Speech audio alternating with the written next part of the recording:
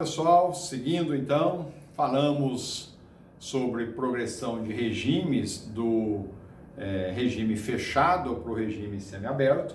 Vamos agora analisar a progressão de regime do semiaberto para o aberto. Tá? Agora fica mais fácil, tá? Sabendo lá os requisitos que são necessários para a progressão do fechado para o regime semiaberto, do semiaberto para o aberto, os detalhes são menores quanto a isso, porque é quase que um complemento do que já analisamos. Então vamos lá. Progressão de regime do semiaberto para o aberto. Então imagine que o indivíduo começou no fechado, progrediu para o semiaberto, foi o que nós já falamos, ou então ele ingressou direto no semiaberto e agora, estando no semiaberto, ele vai progredir para o último dos regimes, que é o aberto, e depois no regime aberto ele vai terminar a execução da pena, caso não haja regressão desse regime enquanto ele estiver no aberto. Então vamos lá.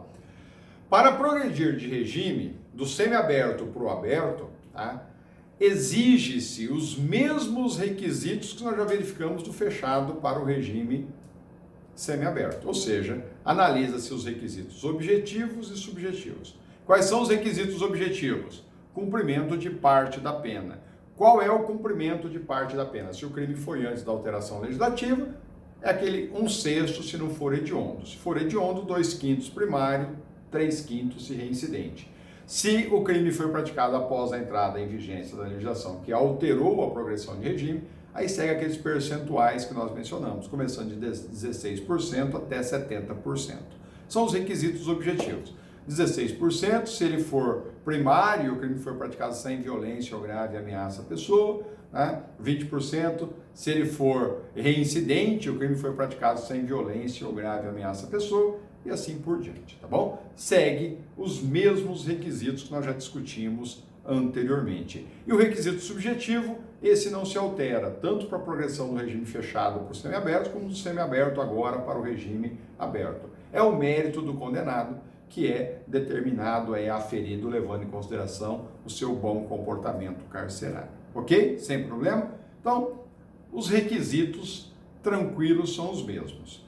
Veja, se o condenado começou a cumprir pena no regime fechado, que é aquele regime que nós já analisamos lá quando da progressão, o percentual agora, tá? Seja lá 1/6 se for antes da alteração legislativa, seja 16% a 70% após a alteração legislativa, deve recair, tá, sobre a quantidade restante da pena a cumprir. E não, como nós mencionamos, do fechado para o semiaberto, sobre a quantidade imposta na sentença originalmente.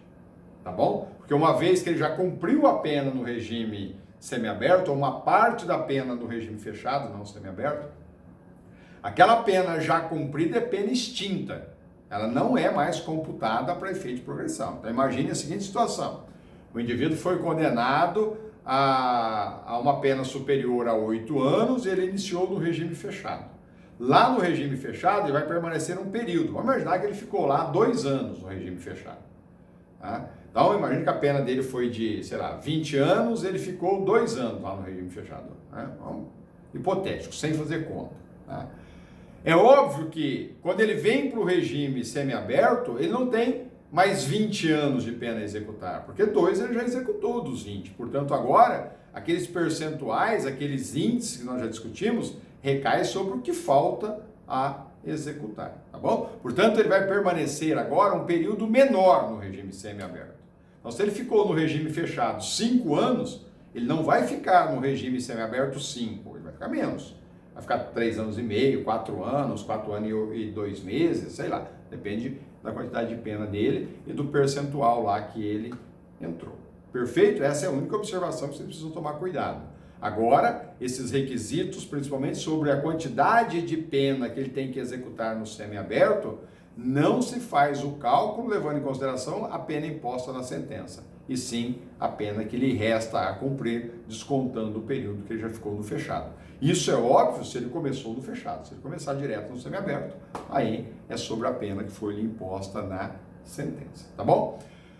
Outra observaçãozinha importante, aqui dentro da progressão do semiaberto para o aberto, é que as cortes superiores, STF e STJ, né, já decidiram que o marco para a progressão, ele é dado, tá? Ele é dado em data em que o condenado preenche os requisitos legais. Tá? Então veja, só para vocês entenderem isso.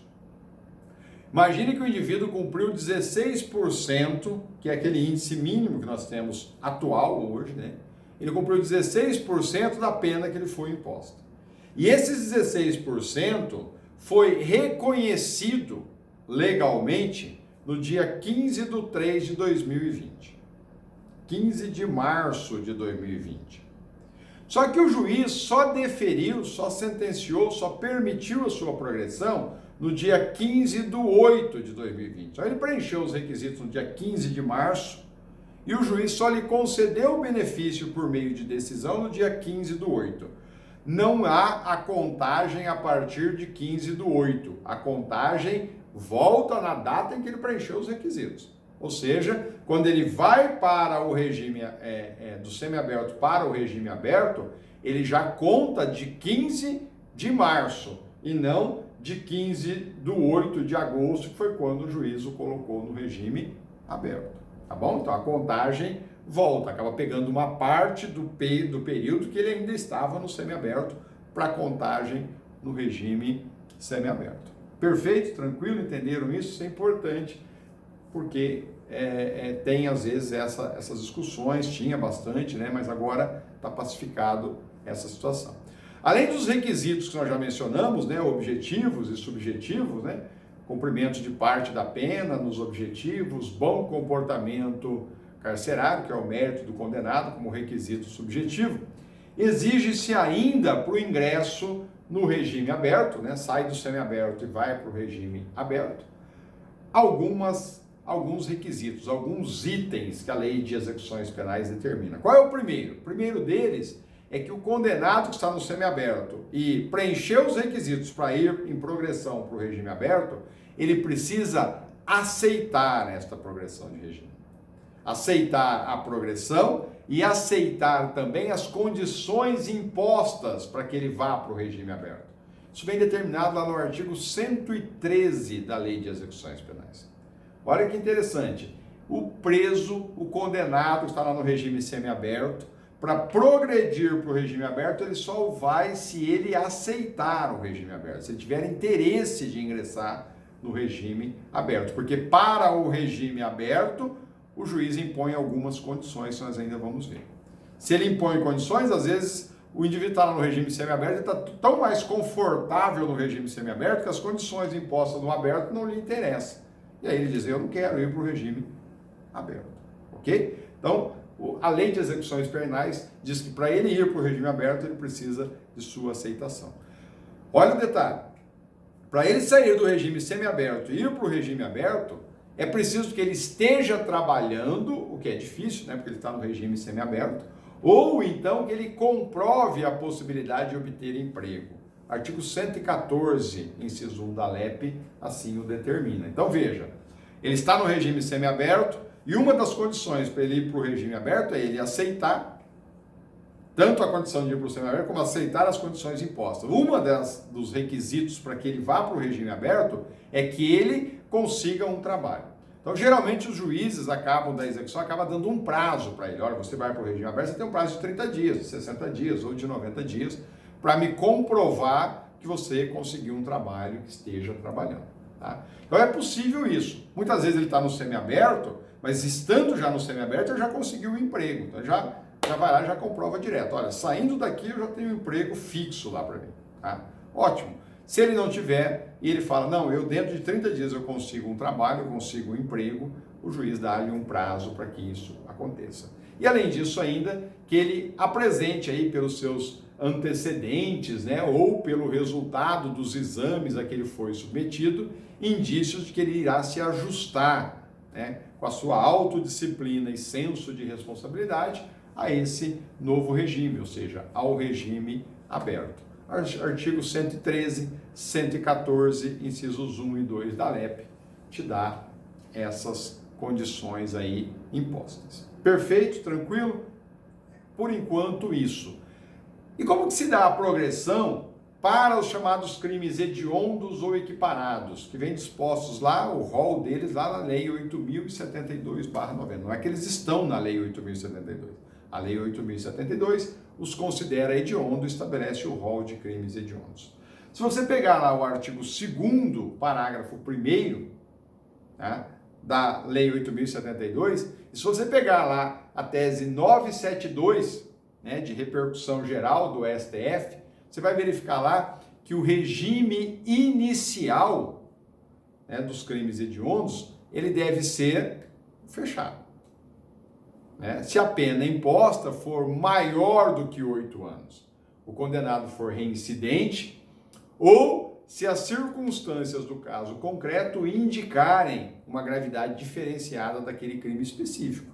Né? E aí, isso deve constar de forma fundamentada e expressa na sentença, ok? Então veja, quando o crime é hediondo ou equiparado aos hediondos, para a progressão, naquela tabela que nós verificamos com a nova legislação, ele começa lá em 40% e vai até 70% do total da pena imposta na sentença, se ele começa lá no regime fechado, ok? Então veja, ele vai ter que cumprir 40% da pena se ele for primário, 50% da pena se o crime resultar morte, sendo o condenado primário, 60% se ele for reincidente e 70% da pena se ele for reincidente e do crime resultar morte, sendo nesse último caso aí vedado o livramento condicional. Tá? Então veja que começa já com um percentual alto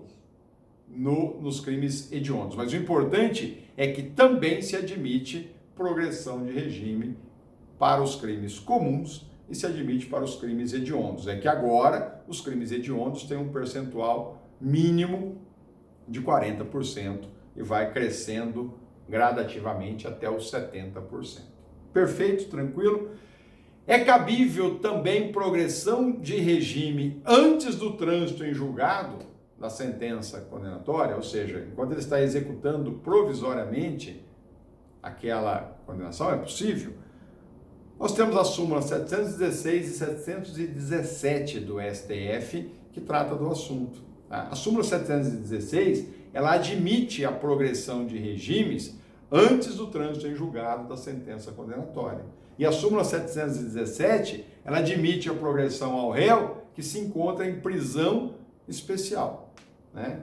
Os governadores, magistrados e etc. Então, pela análise das duas súmulas, é perfeitamente compreensível que admite-se sim a progressão de regime antes do trânsito em julgado de uma sentença condenatória. Quais são os requisitos? Vamos fazer uma análise rápida deles. Se a decisão, só é cabível presente esses requisitos, tá? Se a decisão tiver transitado em julgado por MP, no que diz respeito ao montante da pena aplicada.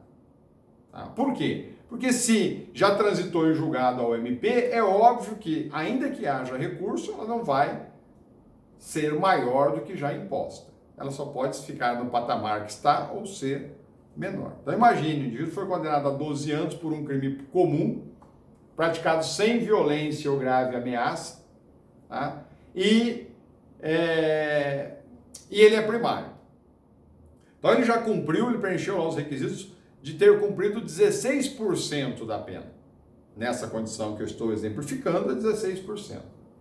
Está pendente recurso apenas da defesa. Ou do MP, mas se for pendente recurso do MP, esse recurso é com finalidade diversa ao agravamento da pena.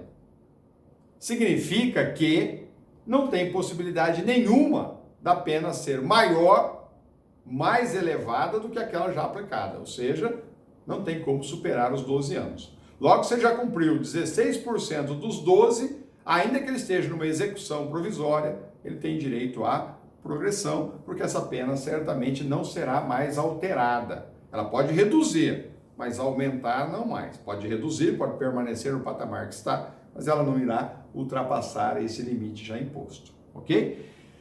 Se ele já tiver cumprido 16% da pena máxima previsto para o crime, Tá? Então, crime comum aí, cometido sem violência ou grave ameaça e condenado primário, os requisitos que preenche lá os 16% da pena. Tá? Ainda que haja recurso do MP para aumentar a pena imposta na sentença, será possível, é cabível a progressão. Porque agora leva-se em consideração 16% do máximo da pena imposta ao delito. Portanto, é perfeitamente possível. Então, veja, a pena máxima em abstrato lá no preceito secundário é de 12 anos. O réu já foi condenado em primeira instância, está aguardando recurso, e ele foi condenado a 4 anos. A pena máxima é de 12 anos, ele foi condenado a 4 anos. Ele está preso há 3 anos já. Tá?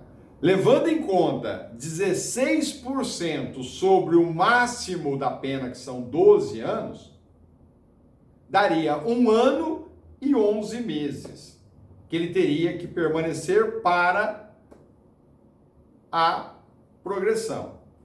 Ainda nessa situação, ainda levando em consideração essa análise, ainda assim ele teria direito à progressão, tá? Porque ele já teria cumprido aí 1/6, 16% da pena, levando em consideração os 12 anos, esse percentual recaindo sobre 12. Ele foi condenado a 4 anos, tá? Ainda que num recurso a pena dele fosse a 12, o que seria praticamente impossível de acontecer, se você fizer o cálculo de 16% sobre 12, já teria ainda assim cumprido aí o período necessário para a progressão de regime. Então, é possível também nessa situação, nessa hipótese, tá bom? E o juiz competente aí no caso, para a progressão de preso provisório, é o juiz da vara das execuções penais, tá? Devendo o juiz da condenação expedir a guia de recolhimento provisório sempre que presente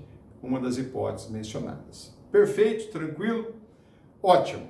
Finalizamos aí a progressão de regimes. Analisamos a progressão do regime fechado para o regime semiaberto e analisamos agora do semiaberto para o regime aberto. No regime aberto, não tem mais para onde ele progredir, porque ele já está no mais benéfico de todos, ali ele vai terminar a execução da sua pena. Agora vamos analisar a hipótese contrária, a da regressão de regime. Agora ele está num regime mais benéfico e ele vai ser transferido para um regime mais gravoso a ele, tá? Então a regressão nada mais é do que a transferência do condenado para qualquer dos regimes mais rigorosos.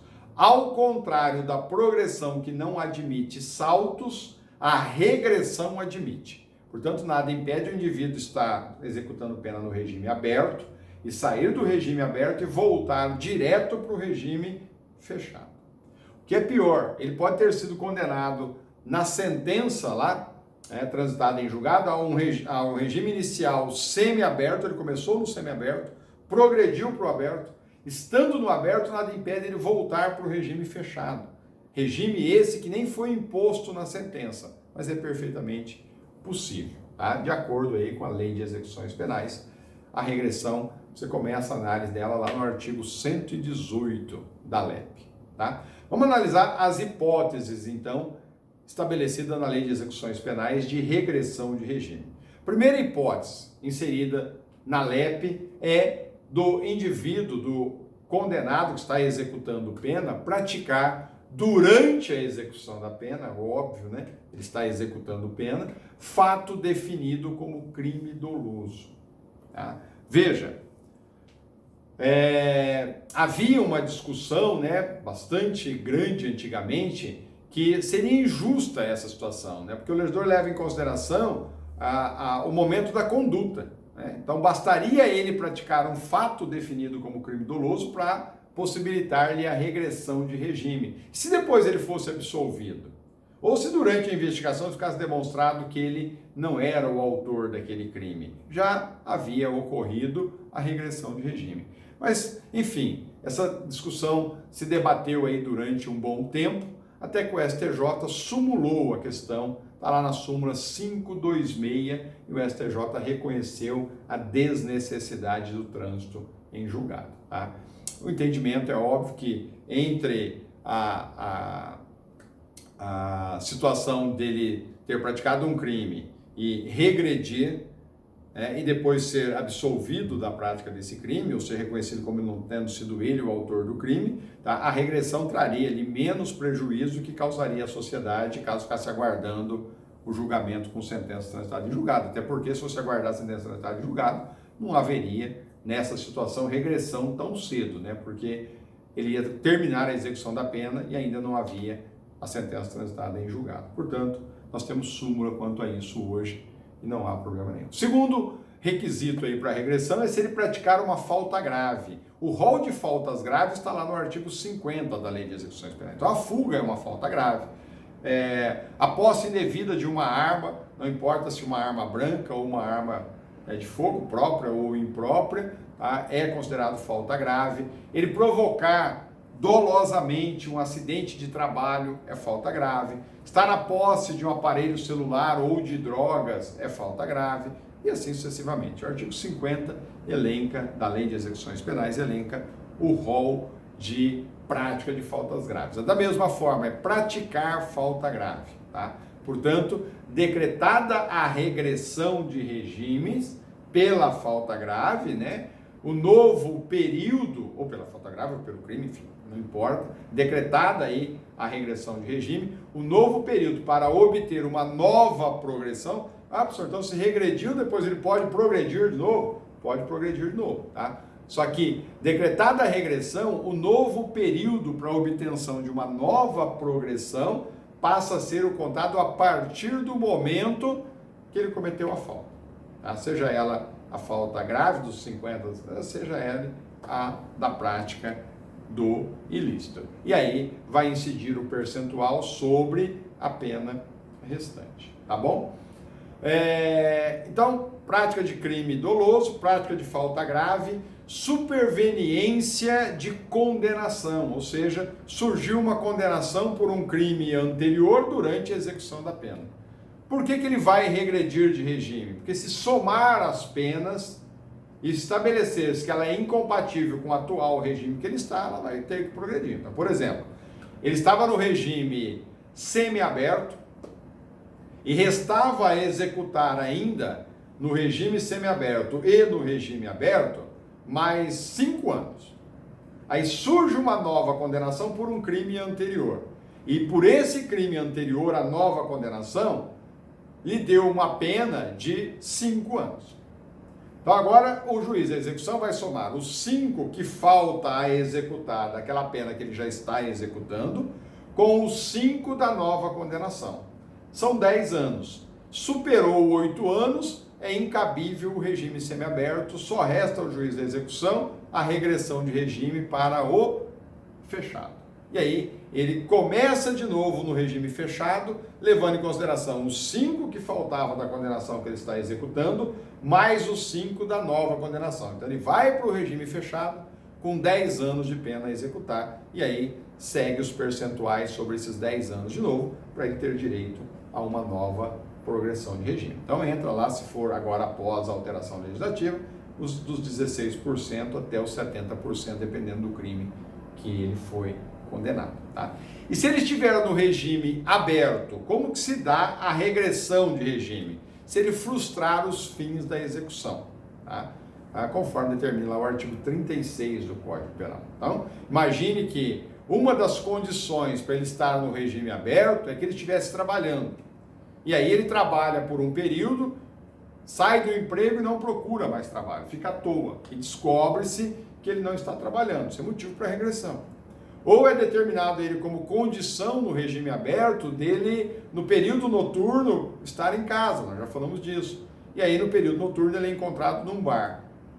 Regressão de regime. Ele sai do regime aberto e vai para o regime semiaberto ou para o regime fechado, dependendo da situação. Por quê? Porque ele frustrou os fins da execução. Tranquilo isso? Entendido? Pessoal, procedimentos aí para essa regressão. Então, praticada aí uma das infrações que nós mencionamos, ou seja, tendo ele cometido um crime doloso, tendo ele praticado uma falta grave, havendo aí uma superveniência de condenação, frustrando os fins da execução, enfim, qualquer uma das condições que nós já mencionamos, deverá ser instaurado um procedimento apuratório. Tá? E nesse procedimento apuratório, o condenado terá direito de se manifestar, é óbvio. Tá? É o direito de se manifestar, não resta. Se ele não tiver foragido. Se ele desapareceu, ninguém sabe o local que esse indivíduo está. Aí não tem como ele se manifestar, mas se ele tiver aí um paradeiro, ele terá direito de se manifestar. Tá? E aí, em seguida, o juiz profere uma decisão fundamentada, decretando ou não a regressão de regime. Portanto, a regressão de regime se dá por meio de decisão judicial. Tá? E o procedimento da falta grave? A falta grave, como ela é no âmbito administrativo, né, será instaurado um procedimento administrativo, e aí é instaurado lá pelo diretor do estabelecimento prisional. Da mesma forma, na parte administrativa, ele terá direito de defesa por meio de advogado e etc. Até a súmula disso, súmula 533 do STJ. Né? E aí pode ser determinado o isolamento desse indivíduo, um isolamento preventivo, né, do faltoso por no máximo até 60 dias, isso tudo no âmbito administrativo. Se reconhecido que realmente houve a falta grave, tá, ele pode só ficar nessa punição administrativa ou, se o juiz entender cabível a regressão, impõe-lhe a regressão. Se ficar só no âmbito administrativo, é o próprio diretor do estabelecimento prisional que o faz, se essa falta for considerada grave e com possibilidade de regressão de regime, fica a critério do juiz das execuções. Tá? Prazo prescricional da falta disciplinar. Não existe na legislação uma previsão de prazo, né, prescricional. O STJ já se manifestou sobre o assunto, estabeleceu que, levando em consideração lá os prazos prescricionais do artigo 109 do Código Penal, o menor prazo estabelecido lá é o de 3 anos. Portanto, se estabeleceu como uma forma mais próxima de análise do prazo prescricional pela falta disciplinar, como não há uma norma assim determinando, também o prazo mínimo de prescrição de qualquer outro crime, que é de 3 anos. Perfeito? Tranquilo? Alguns direitos do preso que nós precisamos deixar registrado aqui também para vocês, que é importante dentro desse tema para que nós possamos avançar. O Código Penal, lá no seu artigo 38, menciona que o preso ele conserva todos os direitos não atingidos pela perda da liberdade.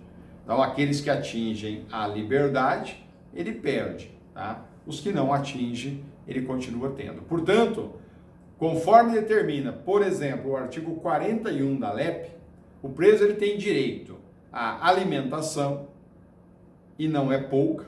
Tá? Ele tem direito a um café da manhã, depois ele tem direito ao almoço, ele tem direito a um lanche da tarde, ele tem direito a um jantar, depois ele tem direito mais a um lanchinho antes de dormir. Portanto, tem direito a 5 refeições diárias. Tá? Alimentação, tem direito a vestuário. Quando ele chega lá, ele recebe roupas, tá? Para permanecer no sistema prisional. Tá? E a roupa dele fica guardadinha lá para o dia que ele terminar, ele ir embora com ela.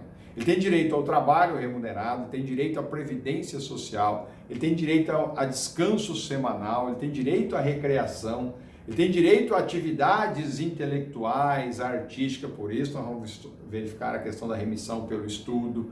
Ele tem direito a atividades desportivas, por isso que vocês vêem no pátio do regime fechado eles jogando futebol e tal. Tem direito a isso. Tem direito à assistência médica, assistência à saúde, assistência odontológica, assistência jurídica, tá? Advogados lá do Estado, né, que cuida dessa questão. Tem direito ao estudo, que nós vamos verificar mais adiante. Tá? Enfim, direito à religião, à crença religiosa, isso vocês também conseguem ver constantemente essas situações ocorrendo. Tem direito à entrevista reservada com seu advogado, é uma salinha lá própria para isso. Tem direito à visita de familiares como cônjuge, companheira ou companheiro, amigos, parentes. Tem direito a ser chamado pelo nome e não por uma alcunha qualquer. Tem direito, se ele quiser, de ser ouvido pelo diretor do estabelecimento prisional. Tem direito de representar e de peticionar para qualquer autoridade, desde que em defesa de seus direitos. Tá? E ele tem direito ao contato com o mundo exterior por meio de leitura, de correspondência e etc. Ok? O rol é imenso lá no artigo 41 da Lei de Execuções Penais. São direitos que mesmo preso, eles não perdem. Tá? É óbvio que vocês vão dizer o seguinte, professor, mas eu já ouvi falar que às vezes tem alguns presos que, dependendo do comportamento que eles têm, eles não têm alguns direitos, como por exemplo de receber visitas, de praticar esporte por um determinado período, de algumas atividades, inclusive relacionadas à crença religiosa. Isso pode acontecer? Pode acontecer, e o parágrafo único da Lei de Execuções Penais permite. Tá? Existem normas, né, estabelecidas pela LEP para a execução da pena. Porque ele tem esse direito, ele terá sempre. Algum desses direitos pode ficar restringidos, dependendo da situação concreta, por um prazo também determinado. Tá? Ele não perde definitivamente, tá bom? E aí vem sempre aquele questionamento. E os direitos políticos do condenado, ele perde? Pessoal, se for preso provisório, ou seja, sem uma sentença condenatória transitada em julgado, ele tem direito ao voto. Portanto, ele pode votar, mesmo estando preso, os provisórios. Os presos já com trânsito em julgado, eles têm todos os seus direitos políticos afastados com essa condenação transitada em julgado. Aí eles perdem o direito de voto e perdem o direito, inclusive, de se candidatar. Não é possível aos presos com sentença condenatória transitada em julgado, mas o direito ao voto é permitido ao preso provisório, aquele que a sentença ainda não transitou em julgado, mesmo ele estando preso provisoriamente, ele pode votar, ok? Vamos dar uma pausa aqui e a gente volta tratando aí do trabalho do preso.